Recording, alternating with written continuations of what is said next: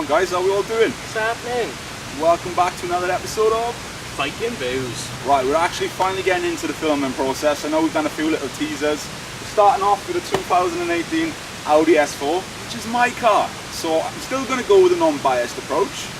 But I said it's got quite a few changes from the previous S4. 79 kilograms lighter. They've switched it from a supercharger to a turbocharger. But yeah, got 20 more horsepower out of it. Whoa now buddy, before we get started, we're just going to quickly lay out how we're doing this.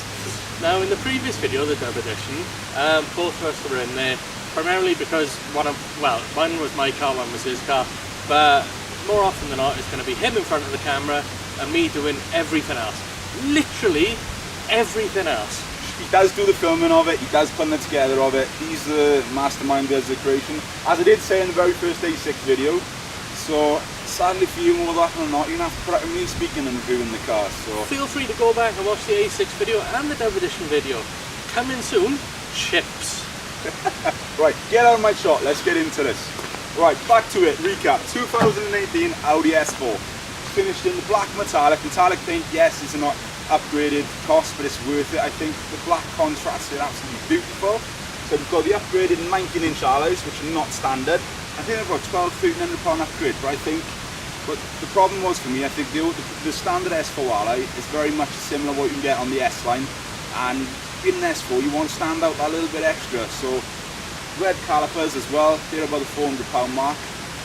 But, you know, it's a performance car, you want to see those calipers. I kept the mirrors on there because, you know, previous cars, black edition, black optics.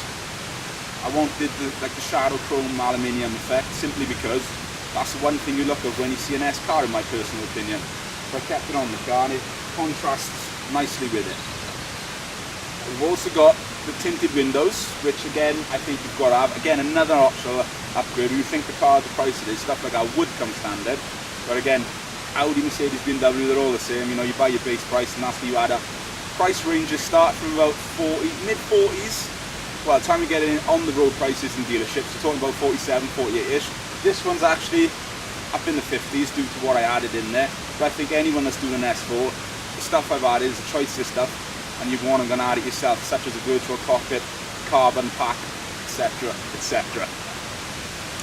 Right, before we pop the hood and tell a little bit about the V6 monster power plant that's inside it, you'll also see it has the upgraded dynamic front headlamps, which that means, you know, front indicators, strobe also, and you've got that basically that 3D vision when you're driving along the road. The car's coming towards you, the full beam will dip off on its own, almost go round the car and back on. Corner lighting, the cool, they're a hell of a lot cooler, and I think they're about a £1,200 upgrade on the car as well. Some people think it's a lot of money for lights, but it's worth it. And as you can see, there we have the 3-litre V6, 354 horsepower. 0 to 60 on this car. Audi are very lenient with the figures and actually got it down to 4.7 seconds. But I know from me doing stopwatch timers on the car and other forums, etc., they've been known to do the 0 to 62 in as little as 3.9 seconds, believe it or not. So there is a bit of lenience with the figures. Miles per gallon. What miles per gallon? Now, you know, you're buying a car like this, you're going to expect low miles per gallon, if you like. You know, it's just miles per gallon, as they say. Driver in dynamic mode, foot down, like I do 99% of the time, you're going to be around about 10 to 15 miles per gallon. But I purposely did a test last week with Dan, going to meet the boys. Sat on the motorway, 66 mile an hour on cruise control, and I managed to get 32.2 miles per gallon. Yes, it was a bit boring driving it like that because the steering's a bit sluggish and it just doesn't feel like a car like this should feel, if you like. But I will say, in the diesels, when you put in eco mode, you've got a little bit of lag getting into gears. Put your foot down gently in this and it still takes off quickly when you're there. Right, aside from the big wheels, the red calipers and the mirrors, the only other noticeable different over S-line models is the V6 turbo on the wings. So if you wanted to debadge that, you've got that sleeper option there, because you can certainly hear it when it's in dynamic and auto, to be fair. But a lot of the time people are looking around, they don't expect the noise to be coming from the car. This one also has the rear sports differential, which means I can send even more power to the back wheels than what that 40-60 split normally is, because don't forget, it's Quattro. So, personal opinion, best four-wheel drive system in the world. You stick it on there, it goes. That's not even me being biased. Right, so the S4 is in every way practical as what a normal A4 is. Of course, the Advanced Estate versions are going to have that practicality over this because of the saloon. But it's got 5 seats, it's got a pretty big trunk space, which you can see in there.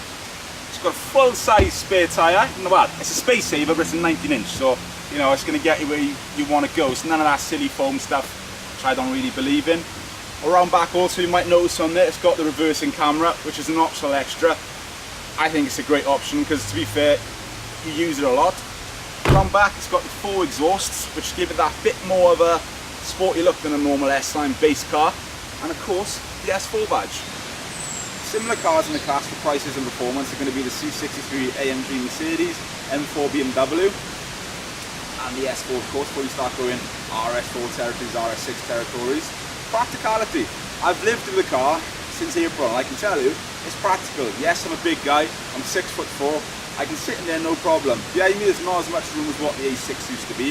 Like I said, even with the little one in the car, it's not a problem. He's comfortable in there also. So we can double up as a family car, that's no problem at all. It's comfy, you want to put it in comfort mode, you're cruising down the motorway.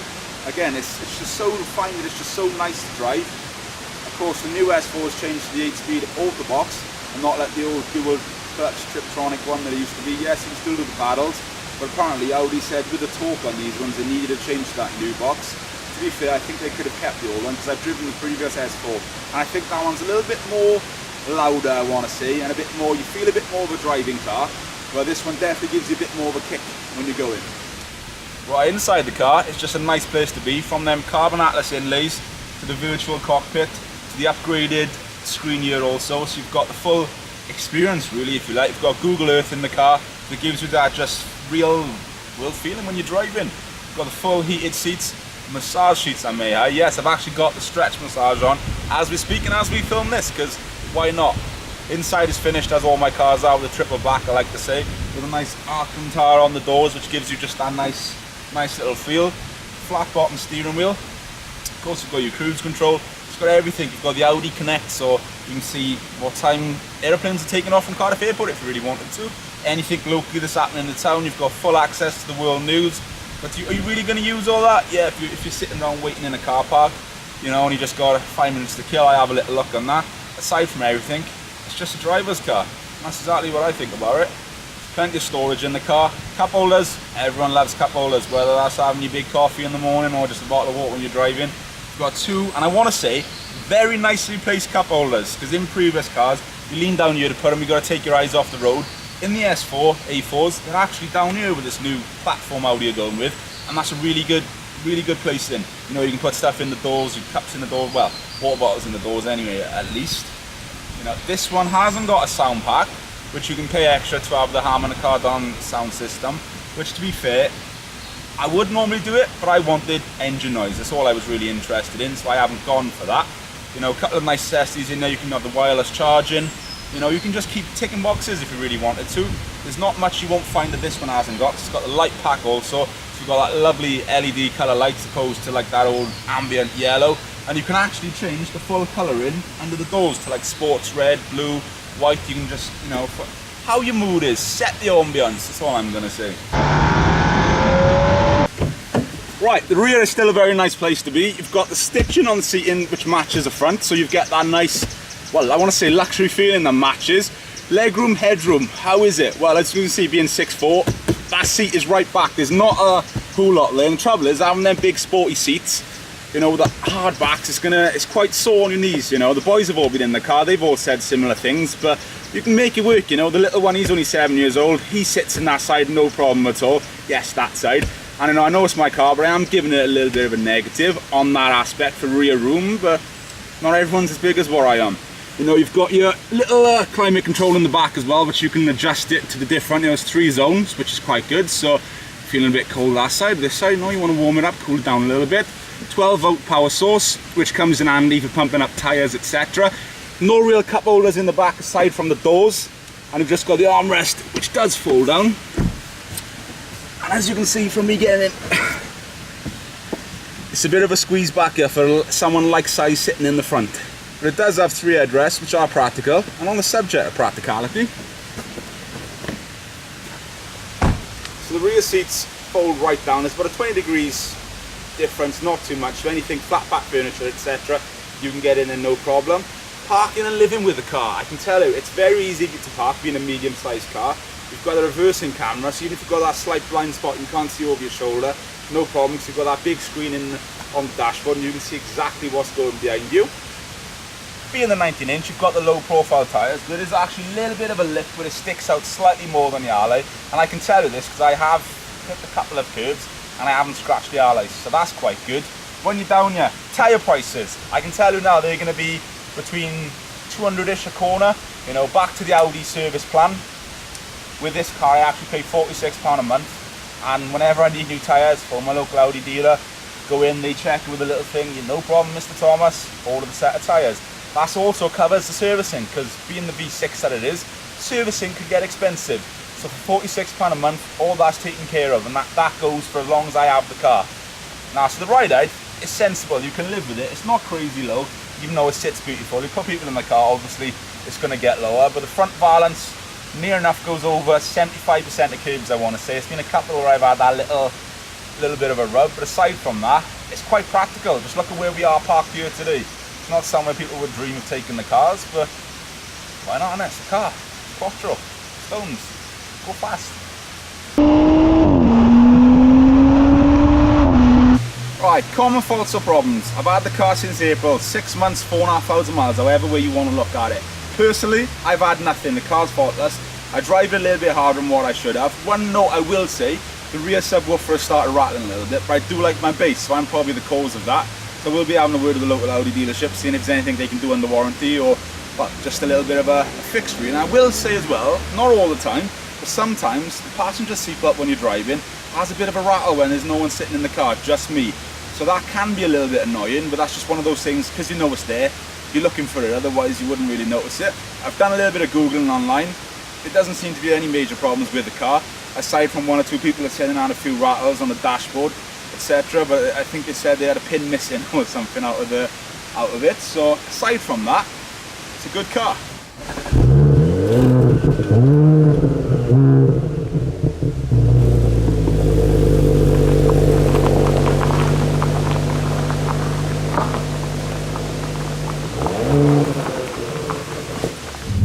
Right, so I thought what better place than just to go for a little drive and tell you a little bit extra, because a few choice things I've actually left out until later on, like launch control, which we'll be doing some launches on a nice quiet private road or within the speed limits of the actual road we're doing it on.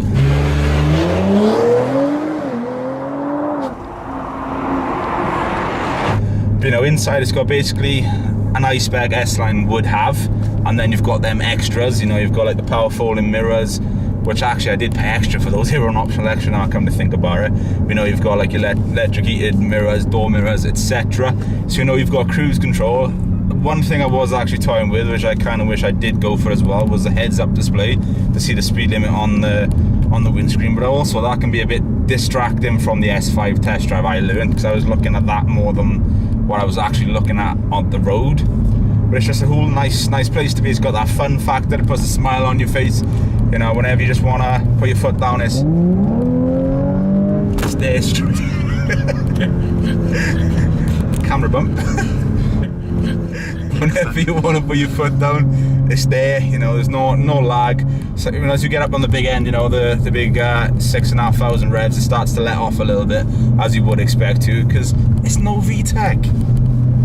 You know, I'm driving the car in dynamic and sport at the moment. That's why it's actually a little bit bumpier than what it would be. But to be fair, these sorts of cars, that's exactly the way you want to drive her in. But I will show you the difference now.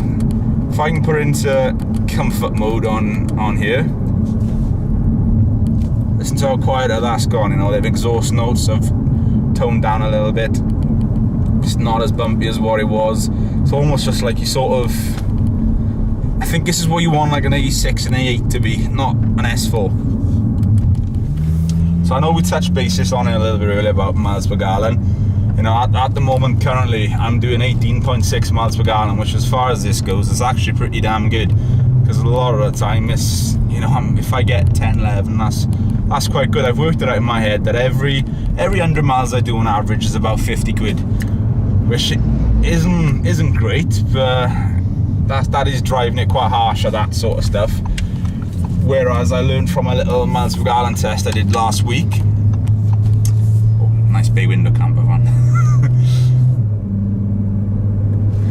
Being a classic Volkswagen guy, you just gotta love those. But yeah, doing the little sensible miles per gallon test that I did last week, I worked out I did about 274 miles to about 3/4 of a tank, which cost then about 68 quid to fill it back up, which isn't good, and it isn't bad really, but I think for the car actually it's pretty good, because I know the A6 was only getting 30 miles per gallon, 35 miles per gallon, so Audi are not far off with its projected figures, because I say if you drive it sensible it's meant to get an average about 35 miles per gallon.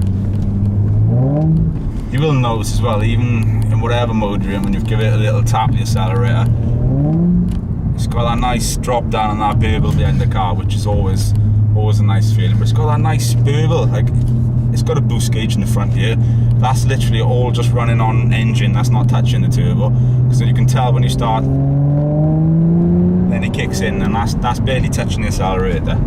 But you can just tell like a difference going from a 30 to a 60 mile an hour zone. It just goes cattle grid. Right, so there we are guys, just a little bit of an update now. We've been driving about an hour since I touched on previously about saying about miles per gallon, etc. We've been doing a couple of drive-bys for the GoPro, which you'll see in the video, but I'm still getting 16 miles per gallon, so today's definitely being a good day about it.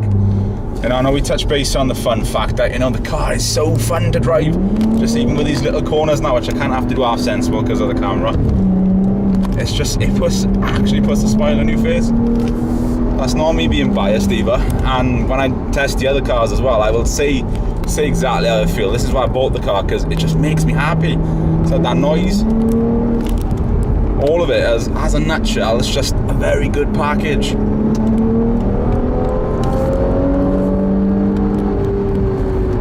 And I think, to be fair, RS4, yes, you know, we got that extra power, you know, I think they're supercharged as well, the RS4, but I don't think you'd have that fun factor with an estate as much as what you would a saloon car. Right, so yeah, even the lesser driver, you know, that Quattro system and having a bit of power, it just makes you feel like you are a hooligan, basically.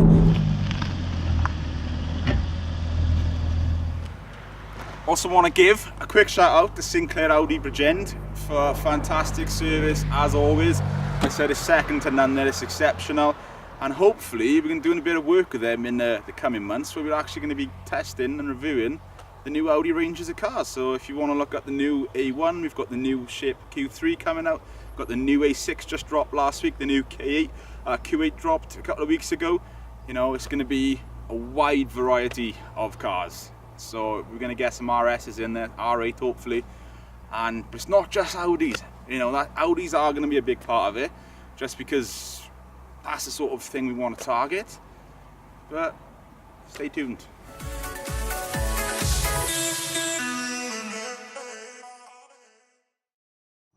Right, final food for thought.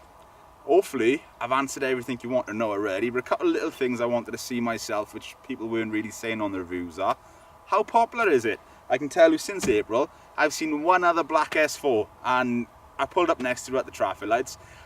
Didn't have the bigger wheels, didn't have the red calipers, didn't have the tinted windows. So I went from being very disappointed to being a bit, alright, yeah, a bit smug over it. Value for money. You know, people's budgets are all different, so I think that sort of question is something you really need to ask yourself, because I had the budget for the car and it was no problem for me, whereas I don't really have the budget to go buy a Ferrari. You know what I'm saying? This is the next best thing to what I can get, so that's all down to yourself. You know, if you don't spec it up so much, it's probably a lot more affordable. And there's different options in buying a car, whether you're going down the road to buying it cash, you know, you're financing it, PCP in, that's all down to you, whatever you can afford. Right, who's it aimed at? I think it's a diverse age range, to be honest with you. Somebody mid-20s like myself, right through to the family man who's in his 40s, his 50s, or if not older, still has to put kids in the car. You know, I think that'll be more targeted towards the estate, the Avant versions. But aside from that, there's plenty of room in it. And I don't see why a woman, you know, it can't be aimed at women also. I'm not being sexist with anything. You know, there's a lot of like yummy mummies or whatever, just choose that, want something a little bit different to see everyone else driving. So I think that's the perfect car for that. Right, pros and cons. One that's up there is going to be fuel economy, you know, or the lack of fuel economy, but I don't really think it comes into consideration, because if you're buying a car like this, I think one, you can afford the fuel, and two, you're expecting to pay the fuel. You know, it's not going to be something you're going to expect 60-70 miles per gallon of. If you wanted to do that, you'd go and look at a diesel or these new hybrids. Another negative is you don't really want to leave it in a car park, because it is a nice car, and you have got a little bit of a worry. Another negative is obviously keyless entry. We all heard about the cars being stolen when the keys are inside the house. Keep them in a metal box that I do. Aside from that, I reckon it's a perfect daily driver. Keeps you on your edge, keeps you happy, and blows off the boy racers when they want to have a go next to you, which does happen quite a lot. So I know I bought one and I'd buy it again.